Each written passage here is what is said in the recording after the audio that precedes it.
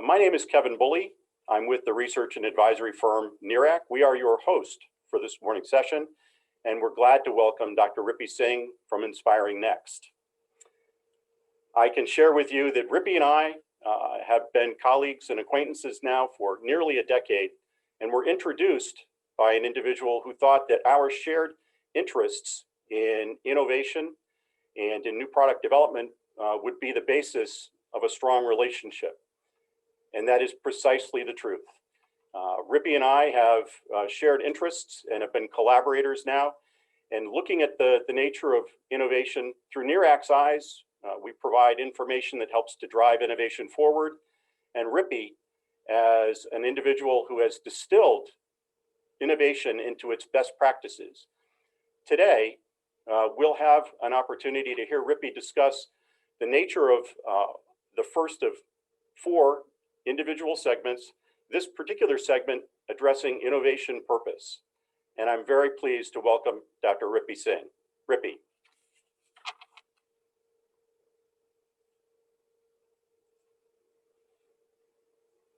Prashant, if you could please allow Ripi to unmute. Thank you for the kind introduction, Kevin. Yes, and I very, very fondly remember the very first meeting we had in that Yukon corridor where I think Robin came and said, Kevin, Ripi is an innovation accelerator, and Ripi, Kevin is an innovation accelerator, and you are the only 2 in Connecticut who talk like that. and then the journey started for research and engagements and projects and just helping each other out with solving problems, both technical, business, and in general networking. I've really enjoyed my association with you, Kevin. Thank you. And thank you for inviting me to be a participant in your session here today with all of these wonderful people that you have been engaged for many, many years, even before I met them. So welcome, everyone, wherever you are in the world. Good morning, good afternoon, good evening. This section is being recorded and will also be available publicly on YouTube later on, which means you don't have to take down any notes. You can always come back to it at any time. So I will now share my screen and we can get into the formal presentation.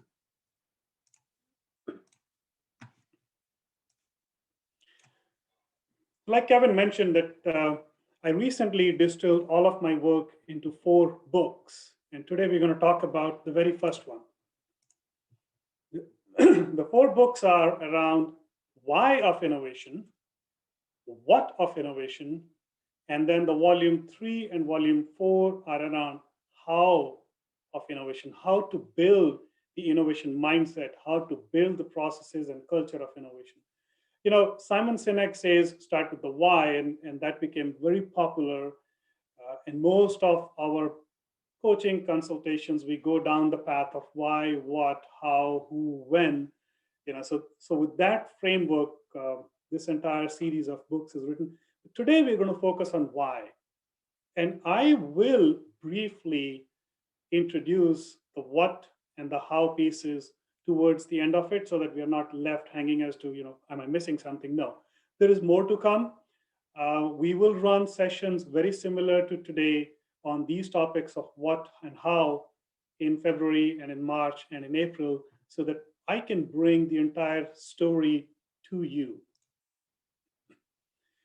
Now, you know, whether you are in school or you're in business or you're having a conversation around career or whatever growth, commonly used phrases are, you should be goal-oriented. What's your objective? What are you going to get out of it? What does success look to you? There's a lot of what in here. But how about why? What's the purpose here? Today, I want to start with a distinction between objective and purpose, and then build a model where we can define purpose for our life, purpose for our business, purpose for anything else we are engaged in as an activity. You know, we can have one objective, we can have 2 objectives, we can have 3 objectives, goals, whatever. Purpose is generally larger than objective. It encompasses multiple objectives. Okay. Objectives define very precisely what is a goal. but you want that aligned with a purpose. And a purpose is a meaningful end result of your activity. Objectives are typically narrow, and you use them in a plural sense, objectives. A lot of them are near term and they're based on facts. The purpose is usually broader and it's one. I've never heard people saying, I have 6 purposes. Never heard that. And it's usually long term and based on ideas. The biggest difference between purpose and objective is that objectives are actually achievable. And purpose is something that you generally pursue and you're always in pursuit of it. Right? You never really get there. If you get there, then it is quite an objective. And objectives help you define what you want to accomplish, and purpose actually defines why. It establishes why you're in pursuit. So that's why when people talk about goals and objectives, think about it. It's a level lower than purpose. And you've got to think about whether that aligns with your purpose or not. If I were to give you 30 seconds and use a piece of paper in front of you and pen, can you actually scratch down, scribble, what is your statement of purpose? Can you write down? Some of us know it very clearly. Some of us have a rough idea, and some of us are actually juggling between multiple things. And many of us may end up writing it more like an objective. So I'm going to just give you about 20, 30 seconds. You don't have to write a full statement. Just throw in 2 or 3 keywords that excite you, that come to your mind. The reason I'm doing this is in the next 25 minutes, when I build a model for purpose, you will be able to correlate where you stand today. And at the end of this conversation, you might have discovery. You might have a little bit higher level of self-awareness. And you may even actually redefine or upgrade your current purpose. So it's important to kind of start with something that you're thinking as of now. So I'm going to be quiet for 30 seconds.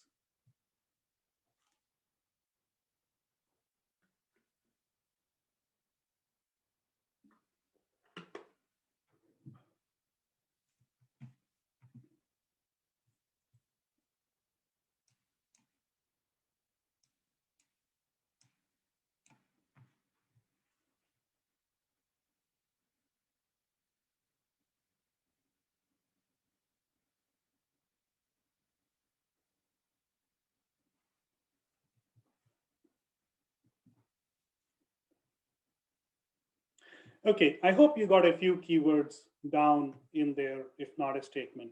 But let's move on and come back to this exactly the same exercise in 30 minutes.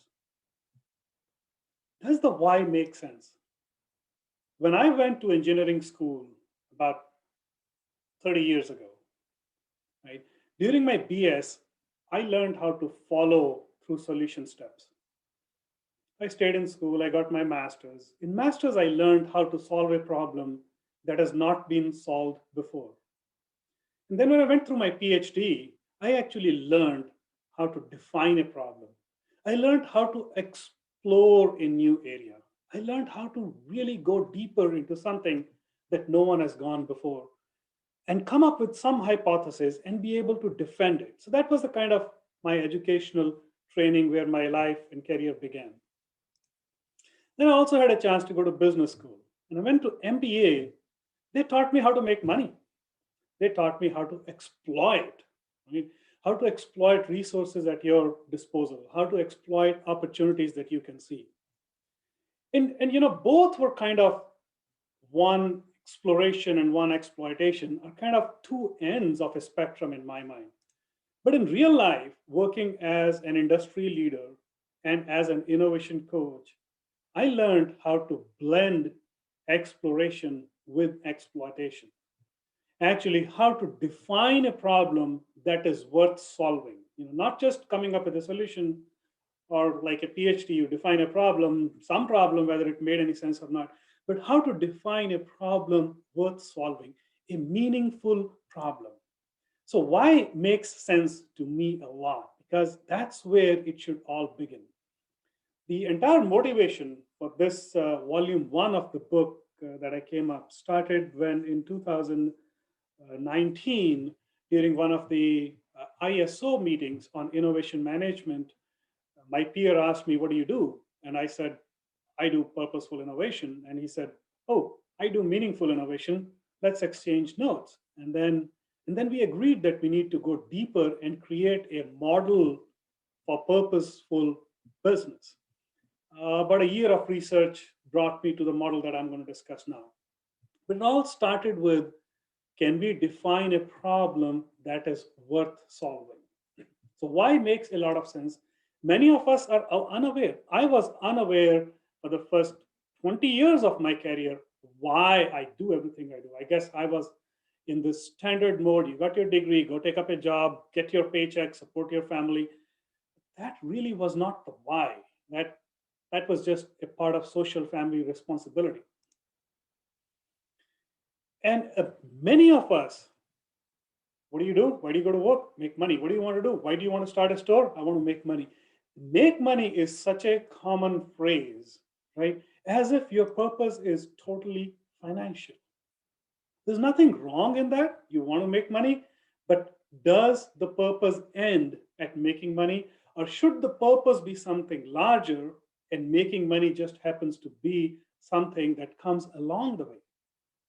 You can make money doing meaningful things. You can make money doing purposeful things. That's the whole subject of conscious capitalism, is where it is going today. That it's okay to make money, but do it still with a larger purpose. Then what's that larger purpose? Today we are in the fourth industrial revolution. Okay? The first one was steam. We got into mechanization. Second one started with electricity. We got into mass production. Third happened because of the computers, and everything started becoming digital. And now the fourth one is driven by the IoT, all of the new technologies. They are bringing another way of living, another way of producing, another way of healthcare, a new way of doing everything. So one could think of this massive opportunity for everyone, which comes from new digital disciplines, as technology. So many of us are actually pursuing technology development, and we believe that's my purpose, right? And it's okay to actually solve some solid technical problems, to create new sorts of stuff, to create artificial intelligence, to create products for augmented reality, create new computing mechanisms, build drones, 3D printers. And for many of us, pursuit of technology, creation of new technical products is a purpose, and that's fine, that's good. Should it stop there, or is there something larger? All of these technologies, what are they doing? All of the new technologies are making what today we call smart homes. Your phone and your TV and your coffee machine, they are all connected with each other. Smart cities and smart infrastructure. We want to go towards driverless cars. Smart factories, 80% product automation, third shift completely automated. Smart healthcare, patient, doctor, pharmacy, medical records, all connected. Everybody aware to the extent permitted by the law and ethics. Everybody aware of what's going on, being able to predict what's going to happen, being able to act, to control things. So all of these technologies are actually helping, or we at least believe so, to build a better society. So perhaps the purpose can be social, smart society. Germans defined the Industry 4.0 with the technology as a purpose. Japanese defined Society 5.0 as a social purpose. And their 5 generations of society, or revolutions of society, were, the first one was the hunting gathering. The second one was the agricultural revolution about 2000 years ago. And the third social revolution was tied to the industrial revolution that happened in late 1800s. They did not distinguish between steam power and electricity. They said it's still industrialization, it's still mechanical, it's still hard products. The fourth revolution was around computers, the information revolution. And the fifth social revolution is around super smart society, where you are assisted by intelligent machines. I also heard an interesting corollary from somebody And they said, in third revolution, you basically outsourced your hands because you got machines doing everything. And in the fourth revolution, you outsourced a part of your brain, the memory side of it. And the fifth social revolution, you're going to outsource the rest of the brain also. So the entire intelligence has gone into machine. Then what is human going to do? Well, after the body is outsourced and after the brain is outsourced, maybe we need to focus on the soul. I don't want to go too far into that because I don't fully appreciate that yet. But whatever purpose may be, if we are still pursuing technology development, product development, service development, it got to serve society in some sense. So perhaps the fourth level of purpose could be social. Does my model end there? No. I want to ask you another question. If this were a precious stone, a diamond that you had, how do you preserve it? How do you keep it? A lot of people in my culture, they have lockers, they put it over there, and the others have other sorts of security devices to protect anything that's valuable. But I would submit that the most valuable stone that we own today is this. And if you hold something like that in your hand and ask yourself a question, this is the most precious stone I have, and I only have one of this. How am I going to keep it? Am I doing everything I should to preserve it? So that brings me to fifth level of purpose, which is sustainability. And this has become really interesting and important topic over the last few years. If you think of it, we are all trapped. We are all trapped on this planet. There is no planet B. Yeah, somebody will argue Elon Musk wants to colonize Mars. It's not going to happen so soon. It's not going to happen in our lifetime. And we are 8 billion today. By the time we learn to colonize Mars, we'll probably be 11 billion. We'll not be able to go to Mars. We have to somehow keep this room clean. We must sustain this. We have no choice. So that could be the highest level of purpose. And I would like to share with you a very beautiful and a simple concept. And the concept is Earth Overshoot Day. It just compares the Earth's biocapacity, the supply, with the humanity's demand or our ecological footprint. Let's just like a company has an annual budget, just like a family has a monthly budget. The planet has a budget for the life on the planet, for the animals, for the humans. It has a biocapacity. And we humans are consuming resources on this planet, and we call it an ecological footprint. The Earth Overshoot Day is the one when we ran out of our annual budget, which means we consumed all of the resources that Earth offered us for the whole year before the end of the year. Okay? Now, theoretically, we feel that the resources on Earth are infinite. They are actually not. Okay? Just because the population has now grown to 8 billion, we as humanity have become a planetary force. The amount of carbon dioxide we create, Earth cannot replenish that much through all of its natural resources. Okay, this organization called Global Footprint Network started tracking the Earth Overshoot Day more than 50 years ago.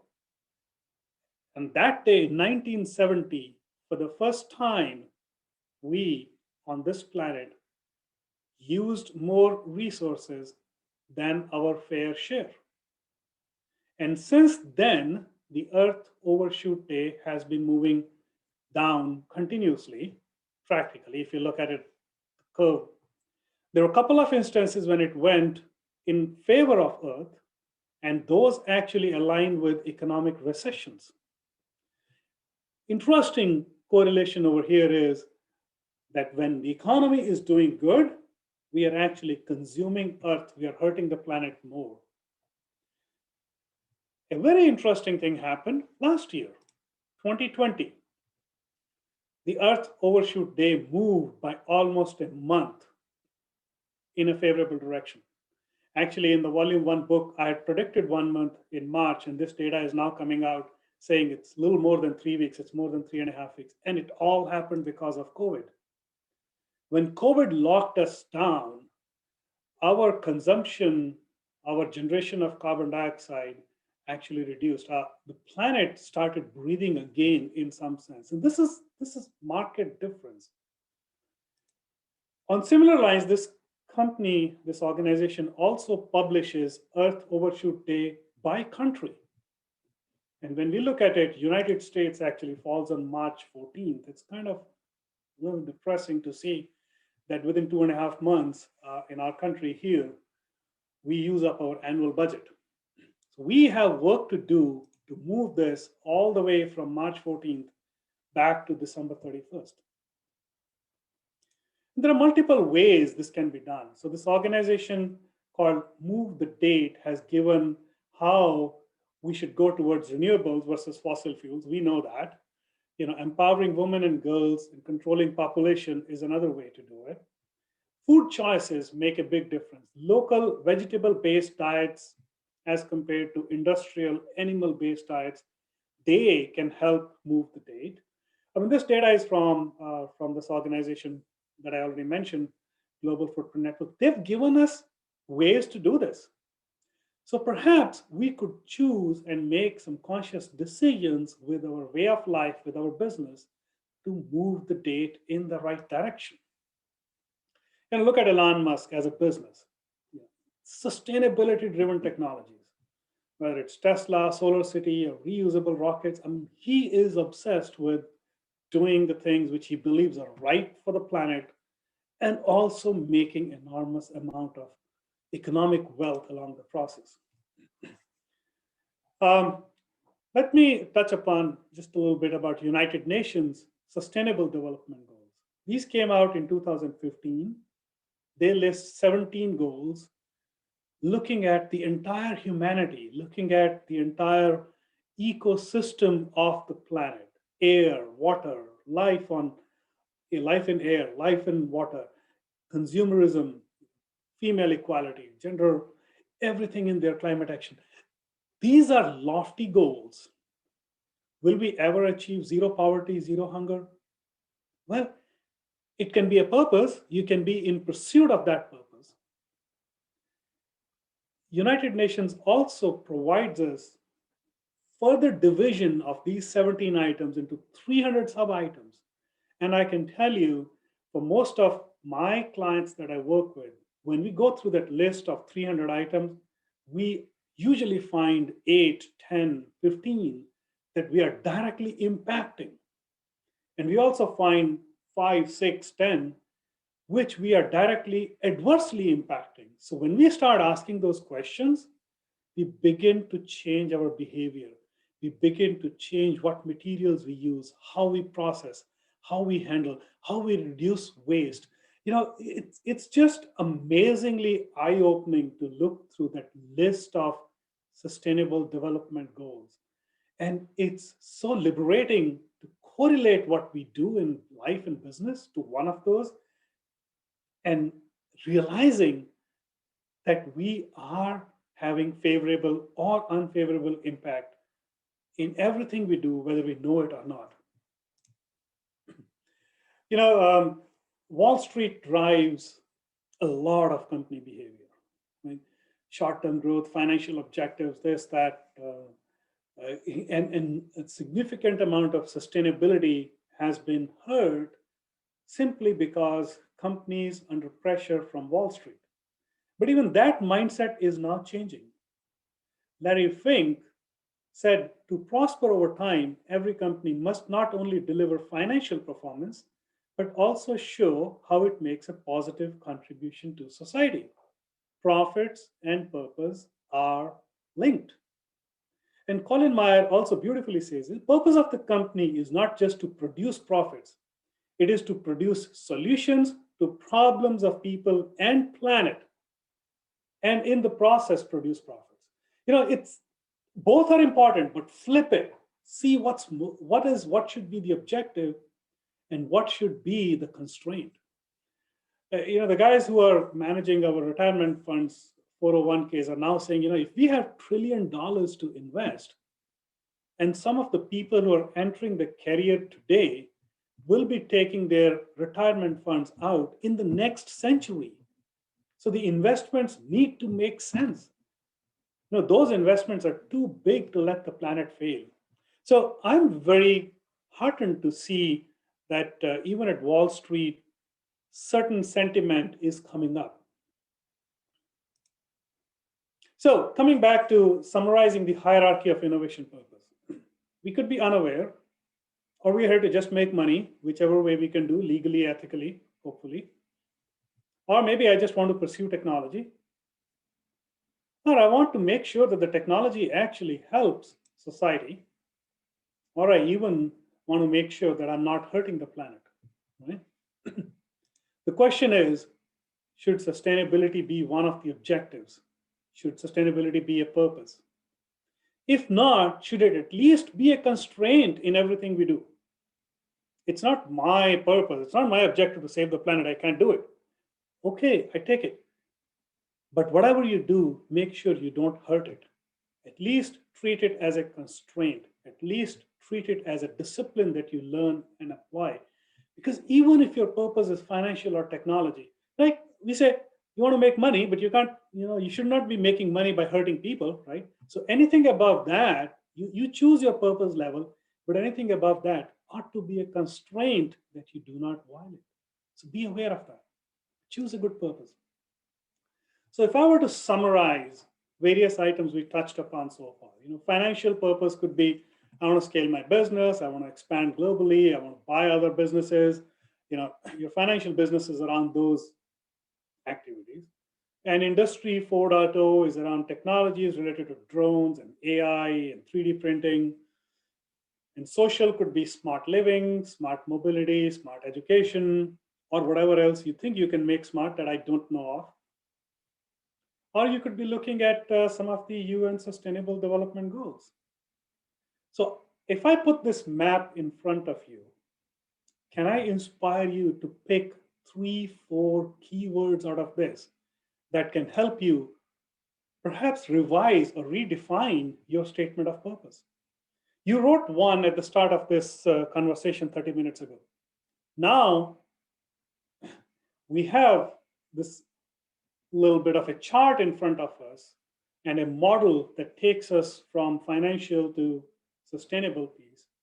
Can you think of 1 or 2 things that you would like to add to your purpose?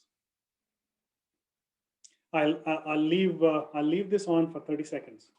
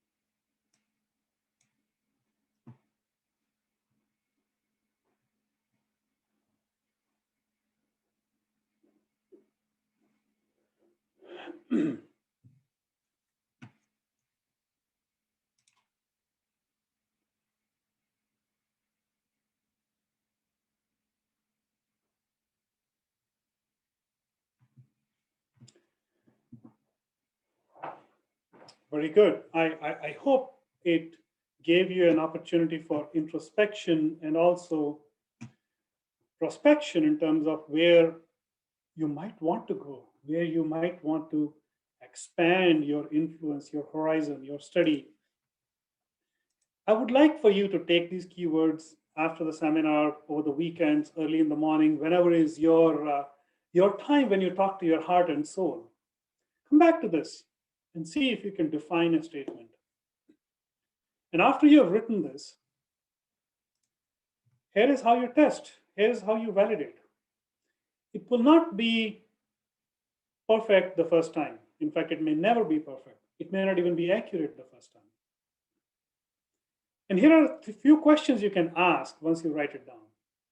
Is this purpose compelling enough that it can make you change your vacation plans?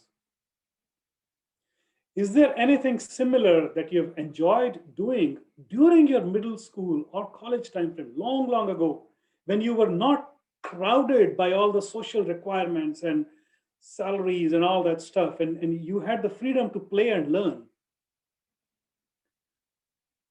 Is this something, if you don't do it by the age 60 or 65, and you will regret it in your life that, oh shit, I did not do it? Is this the third most important thing to you after your family and health? Well, it could be the most important thing. You can take it above your family and health, but then that becomes sacrificial, and I really don't want you to go there. Keep it as a purpose and not a suicide mission. And then finally ask yourself, and the fifth question is not really mandatory, but ask yourself, do you have the competency and personality to successfully pursue it? If the answer to the fifth one is no, it just means that you need to train or retrain yourself to get there. But if the answer to the first four is yes, then you've got your statement of purpose. Of course, you can revisit that 6 months from now, 1 year from now. You may have a validation 1 year from now if if you really never sacrificed your vacation to pursue it. Things could be different, but it will help you. It'll help you validate, and it's okay to validate and say, "I was thinking wrong. I'm now going to change."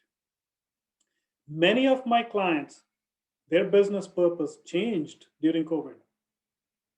They realized that there is a lot more things that are important in life, in business, in the ecosystem than what you've been doing up until now. And that awakening has actually helped them pivot and transform. And I can now see them on a growth path which was steeper than before. Significant emotional events in personal life, divorce, death, getting married, they change your purpose. Significant events in the business world, whether it was 9/11 or COVID, they change the purpose. And it's okay to do that as long as you can come back and identify and say it still is valid. So, in some sense, for me, as my career, the business school taught me on the financial side, engineering school taught me on the technology side, but it's a school of living every day, morning to evening, that drives me towards social or humanity. And it's a school of life when I realize how the ecosystem is coming together and why it is so important for me to not waste food, even though we believe we can waste it, it is cheap. No, it's not the cost that you paid today. It's more than that. Okay. So, think about choosing a purposeful career and think about living a purposeful life. The two come together. I normally say, people talk about term work-life balance, and I say there is nothing called work-life balance. It really is a work-life blend. Work is the most significant part of your life. The whole concept of work-life balance was created by corporations and HR so that they can carve out a piece of your life and control you the way they want to control you, so that you think, oh, that was work and it's okay, well, I'll do whatever they want me to do. It's not true. Work is a part of your life, and it has to tie with your purpose. And your personal life purpose, work purpose should tie with your organizational purpose. When people keep jumping jobs is because they are lost on their purpose, and they cannot align it with what's being driven towards them. Anyway, so that was my first major model I wanted to discuss with you on innovation purpose. Let me briefly introduce 2 minutes, 1 or 2 minutes on each of the what and the how piece of it, and see how the innovation activity ties to the purpose. In the what is when you're thinking of what's the next project. And you always start with marketplace insight. You want to think about what's customer asking for, what's customer needing, what customer may be able to use but cannot articulate, what's the competition out there, and then you generate a bunch of ideas. There are specific tools to capture marketplace insight, and there are specific tools for idea generation. Ideation is different than brainstorming, and that's something that is discussed in detail in the book. And marketplace insight and ideation is actually a loop. You can't say which one comes first. You know, the ideas are triggered by market. Sometimes you have an idea and you go search for market. Sometimes you see the market need and you come up with the ideas, and then you keep on iterating. And then you go through a concept qualification. And in concept qualification, in the book, we discuss how you take the first step of validating whether it adds value to the customer. And the second step, you say, can we do it profitably to actually be able to deliver it today? And then before we execute, we got to run it through a purpose and ethics filter. There could be a lot of market out there. There are great ideas out there. They all make business sense. But if it is not aligned with your purpose and your self-defined ethics, don't execute that. Go through that filter. Execution is very traditional. Most companies know how to run a R&D project. So I have actually not gone details into the execution piece. This volume 2 focuses on how do you iterate between ideas and marketplace insight, and how do you go through concept qualification, like one-page business model is what we do over there. And purpose, if you already defined your purpose in volume 1, you can run that check at any point, but you must do it before you execute. Ethics is something I'm still studying ethics in relation to the fourth industrial revolution. It's a difficult subject. People are beginning to ask questions around gene mapping, around designer babies, around artificial intelligence. How will a machine make a decision? How will a self-driving car decide, I'm about to have an accident, I cannot avoid, whom should I kill, right? So there's how do you build ethics into a computer program, into an AI system? Do you capture ethics of the programmer or the trainer, and which culture? It's very confusing. I do not have answers to that. I have a bunch of questions to that. So in this book, I talk about 55 different models for each of these steps to execute a project. The volume 3 is around building a framework for a company. It's not at a project level, but it's at an entire corporation enterprise level. We defined innovation profiles. The innovation profile is agile follower, which means I want to innovate in response to the market. Once the demand hits, I'll follow the market. Most of the companies in this domain will compete on cost to market, time to market, because the need is clear. So everybody plays in that game. Your competition is also open. And a very large number of companies today fall in this agile follower category. Smart forecaster is where a business is able to see where the market is going, where the competition is going, and starts innovating in anticipation of the market. This is where the excellence in discipline, excellence in technology, excellence in business model helps you be the first in the market, first, second, third, being the market leader, capture the initial marketplace, recover all of your investments, and not necessarily compete on cost all the time, but compete on product performance, compete on customer experience. Be in the lead. And then visionary trendsetter is where you create a product and you create a market. Now, this is the Google and the Apple and Elon Musk and Netflix and all those companies are over here as a visionary trendsetters. They impact our life. They're not following my need, they are changing my needs. And then we have a top level of profile we define as robust and resilient, where you're disrupting the market. You cannot be disrupted by the market. You have built so much talent, you have built so much capital that you can respond to the seismic shifts, even if you failed to see them so fast that you are robust, or you had the agility that you can bounce back and you are resilient. A lot of startups, most startups actually start to be a visionary trendsetter because that's how you enter a business. And very soon they scale up And they get so engrossed and so obsessed with their initial product that they quickly become smart forecaster. And then they then they get the IPO, and then they get the Wall Street coming in, and they start pursuing money, and then they become agile followers, and they're following, is there a market need? Show me the market demand, I will do it. So the journey of a company starts from a visionary trendsetter and starts flowing down the waterfall, okay?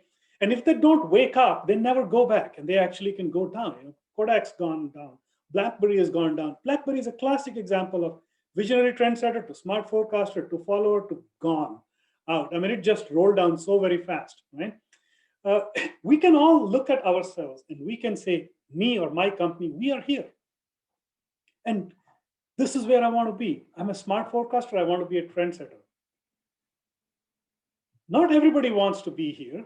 Everybody doesn't want to need to be Google, but just being aware of where you are and where you want to be helps you define where you invest your resources, helps you play the game properly.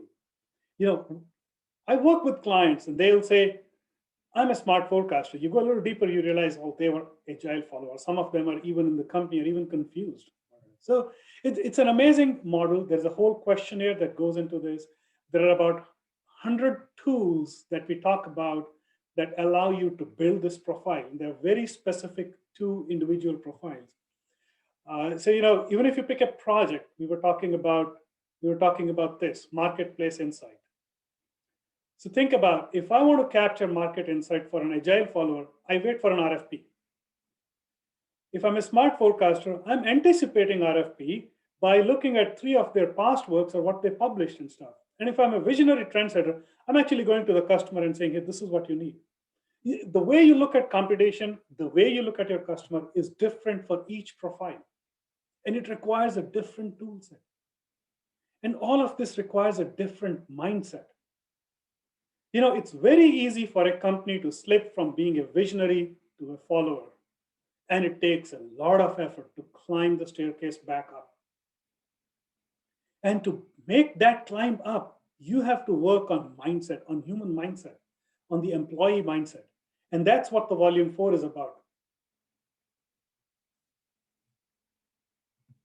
So in volume 4, we talk about how you break away from the past. There are a set of tools that you go through so you unshackle from the stuff that you've been doing, including some language. When people say, but we have always done that. Okay, I want to respect what you've done. But instead of that language saying, we have always done that, I will say, up until now, we have been doing it this way, which means I'm open to change going forward, right? It requires a leadership reboot. You have to have an innovative mindset at the leadership level if you want to build a company with an innovation mindset. Then you need tools to reignite the creativity. It is possible. The most creative people are the kids. At the age of 1 or 2, they're not afraid of exploring. You leave them alone, they'll go put their finger in the electric outlet, right? And then we start, as we go through school and college, as we learn more, we keep stopping that creativity. In all of my clients, when we build the innovation teams, and you have these people who've been in the business, in the company for 30 years, and you have those who are out of school or there for less than 3 or 4 years, there's a marked difference in creativity. And all of us senior guys, gray beards in the room, we were creative 20 times, 30 times more than what we are today when we first started our career. What happened? The company culture killed the creativity. The purpose was lost. The purpose became financial objective. Financial objective became a bunch of tasks to do. Bunch of tasks became work instructions, specific steps to execute. You just keep doing that like a machine. Creativity is killed. Now, volume 4 talks about how to rebuild that creative mindset through a set of tools. And then, of course, we have to embrace exploration and accept failure. And there are ways by which we do that. I mean, SpaceX is a classic example. Their VP was giving a keynote at one of the conferences, and we were all excited. We wanted to hear what the next spaceship is going to be, what the next model is. But the guy came on DICE and he played 15 minutes of video, and he just talked about 12 glorious failures of SpaceX and what they learned from it and where they are today and why they're able to do what they're able to do today simply because They accepted, I'm going to try it. It's going to fail. I'm going to learn. I'm going to try again. Fourth time, fifth time, right? Failure is an option. A sticker became very popular after the Apollo 13 movie, which said failure is not an option. That was in a context. That context was you have 3 astronauts in a capsule. You need to bring them back home in 48 hours. Failure is not an option. You want to be innovative, you want to be progressive, you want to grow. Failure is an option. Failure to learn is not an option. So I want to rephrase that to failure to learn is not an option. If a SpaceX rocket failed and you learned nothing from that, that is not an option. So there are a bunch of techniques that we talk about for each of those steps on how we build the next mindset step. So that's essentially, Kevin, what I wanted to share with, with your participants in the session today. We can go deeper into the volume 2, 3, 4 in the coming months. Each one needs about same 30 minutes, 35 minutes of conversation. We will put this video today on YouTube. We have a YouTube channel, and I think people can subscribe to that. The books are available on Amazon. They are in both paperback and Kindle. They're priced really low on Kindle because I want people around the world to use it. I did not write these books to make money. I don't take any profits out of these books. All of the profit is committed towards ocean cleanup because that's my purpose, right? My purpose is inspiring purposeful innovation. And one of those things is sustainability, innovation for sustainability. So, a certain fraction of my business profits, they go towards that, and all of the book profit goes towards that. So I can actually shamelessly advertise because I'm not making money out of these. Please buy them, read them, use them whichever way you like. Back to you, Kevin. I'm sorry I overran by about 5 minutes. No worries, Ripi. I am reminded, as I often am in our many conversations, that any conversation with you then forces me to think perhaps a little differently, or challenges me to think differently about my current state, my current expectations, and the possible future states that might even be achievable with a shift in mindset and looking at the world in an entirely different way. So I thank you. I thank you for sharing your thoughts. It has been, as always, a learning experience for me, and I hope a learning experience for those others who have participated here today. Prashant, I am looking at the chat box, and I'm inviting the group at this point. If you haven't submitted a question, if you'd like to submit a question, please do so, and Ripi will be happy to address it. So, Ripi, we have got one question from Dave. He says that he really liked the list of questions to the purpose, but it is extremely hard to develop the competency to branch into new areas. So, do you have any suggestions from him to take small steps towards pursuing these new competencies? So basically what he's saying is if you identify a point where you do not have a competency, then how do you develop that if it is an entirely new thing for you? Yeah, a good question. My quickest way of building competencies is, honestly, I actually start with YouTube. It's very interesting how just a few keywords can flood you with videos. And then I start looking at the videos that have had lots of followings, lots of likes, and I bounce around various sources of information. And I watch YouTube playlists and channels all the time. That's the first step I take to familiarize myself with the content. Then the second place I go to is again on social media, LinkedIn. I try and connect with these people and start following their conversation, where this is going. Right? And then, of course, we have Coursera, Udemy, where you have lots of free online courses. I do all of those things to get myself oriented, to get myself familiar with the topic, with the content, and how deep do I want to go in each one of them. And then if it gets to a point where, I really need to pick up this artificial intelligence thing, I'm going to go do a 6-week course with MIT. It'll cost me $3,000, but that's worth it. So that's how I build it. I would not say that you have to go to school to do masters. There is so much content in so many different media forms, and there's so many groups where conversations happen. These days, the rate at which things change, having conversation with people who know the subject and who are willing to share it with you is the best way to learn. Thank you, Ripi, for that answer. If anyone else have a question, you can put into the chat box. Or if you like to speak, just let me know in the chat box. I'll unmute you so you can speak.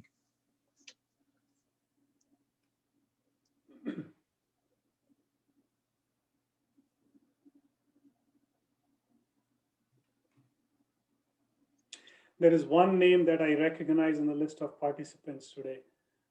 Prashant, let's see if he's still there. Can you unmute him? Hari Kumar. Yeah.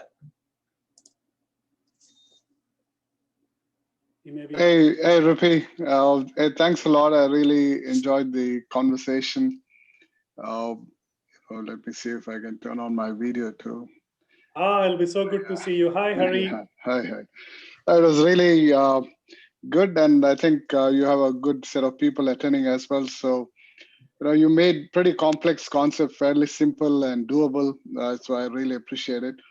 And a comment which I had in general is when we put sustainability goals to one side and finance to one side, it seems as if one is at the cost of another.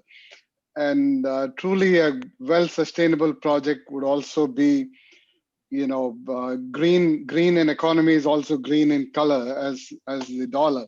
And so a true sustainable project can be purposeful for society and technology and money. And so that might be something to take away as well. I mean, I don't know what your comments are on it. So Hari, I get into a very similar conversation sometimes with my clients, right? It is possible at times that you get into a project that you have to do, which has a negative impact on sustainability, but you must do it, right? Then the question I get into it, can you create a complementary project, which is completely unrelated, which can compensate for these effects so that you can claim as a portfolio of your activities, you are still planet positive, right? I'm working with a plastic client and they said, I'm doing this, blah, blah, blah. And I said, okay, how much profit are you making? They're making this much profit. I want you to commit 30% of that towards planting trees. You are hurting here. Can you help somewhere else? Right. Can you at least have in whatever is in your control of reference, your control volume, can you be net positive in your control volume? It's a question we have to ask. I think most of the time we do not ask the question. Well, that's a very good point. And a related topic is, you mentioned about ideation, and ideation being different than, ideation for a purpose. And I've especially noticed with the younger generation, when you throw a purpose around sustainability, around energy, water, basic air and health and so on, the quality of ideas which come out are way different. Maybe we seem to have a natural ability to draw from beyond our intellect, from an ideation when we throw a purpose which is larger than oneself, like the world, as you said. And so sustainability could also be a very great trigger to ideate, other than just trying to solve an algebraic problem. You see what I mean? Yeah, no, absolutely true. It sometimes just helps, just throwing something in between, and it completely pivots the line of conversation and people start doing it. And I do it quite often. Thank you, Hari, for bringing it up. Yeah, thanks a lot. Thank you. I really appreciate this forum. Thank you. Bye-bye. Thanks for joining. Ripi, we have a question from Stephanie. She says, how do you work with organizations to help them create more meaning in their work? I think that's your business model. Well, we always start with the discovery. Right? The first step is build a small team and discover what's important to them, what should be important to them, and then we go through these educational, hours or workshops or opening of the mind piece of it, and then we go back in again into the strategy phase of it. You discover, you open the mind, and then you say, all right, guys, Now let's figure out, we know a little bit more about the landscape, where do we want to be? And it's pretty much like a GPS model. This is where I am, and then I want to go for a picnic, and my picnic, I want to go where there's a waterfall and blah, blah, blah. And then we'll go look at the map and we'll say, okay, this is where the waterfalls are. And then now let's define a path to get there. So that's the kind of we call it a GPS workshop. Sometimes it's a few hours, sometimes it's multiple hours or multiple sessions, depending upon organizations. That's how we look at it. The whole idea is to get a bunch of people in a room and trigger the thought process, excite the heart, and let it come from the heart, not from the head or from the pocket. And then those pieces can be connected to create a vision as to where you want to go. And then, of course, that's the hardest part. Creating a path usually follows after that.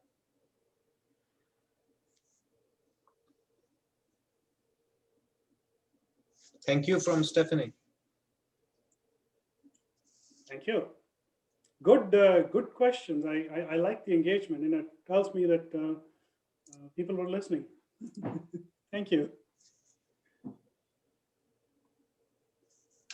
There's one participant, Israel. I think you wanted to speak. You have put in the chat box. I am kind of allowed you to unmute. So if you want to ask your question, you can unmute and ask.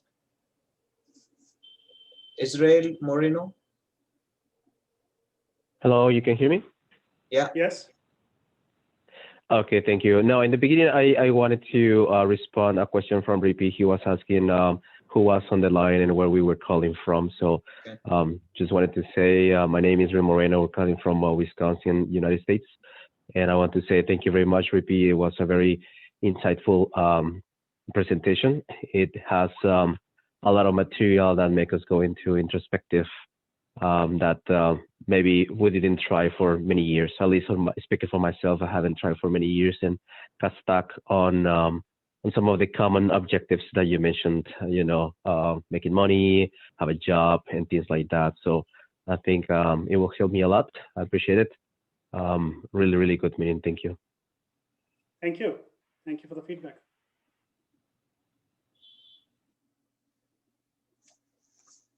We are now a few minutes past the top of the hour.